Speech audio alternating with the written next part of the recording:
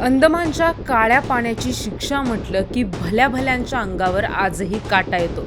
लोक म्हणायचे आत्ता मेलेलं बरं, पण काळ्या पाण्याची शिक्षा नको। कारण अंदमानच्या समुद्रात तरंगणारी ती कैद्यांची मैत लोकांचा थरकाप उडवून द्यायची।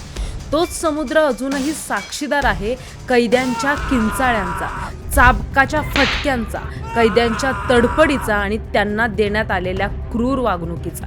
इंग्रजांच्या विरोधात आवाज उठवणाऱ्या क्रांतिकारकाला त्या 7/10च्या काळोख्या खोलीत दिवस रात्र एकट्याला कोंडलं जायचं। अंगावर घालायला गोंडपाटाची खरखरीत कपडे असायची, जी टोचून टोचून अंगाला जखमा व्हायच्या। बाहेर तेल काढण्यासाठी घाण्याला बैल जुंपतात, पण या जेलमध्ये माणसालाच बैलासारखं जुंपलं जायचं।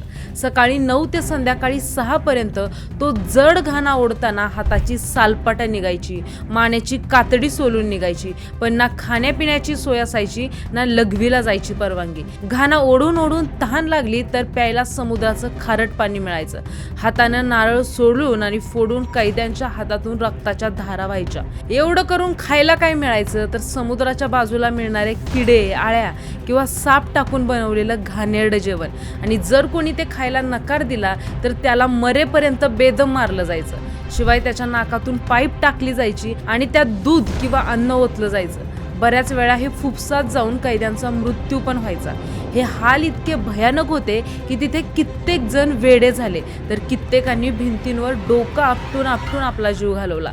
सावरकर असतील किंवा इतर क्रांतिकारी, त्यांच्यासाठी ते जेल म्हणजे जिवंतपणी सोसलेल्या नरक यातना होत्या, ज्याचा विचार केला तरी आजही पोटात गोळा येतो।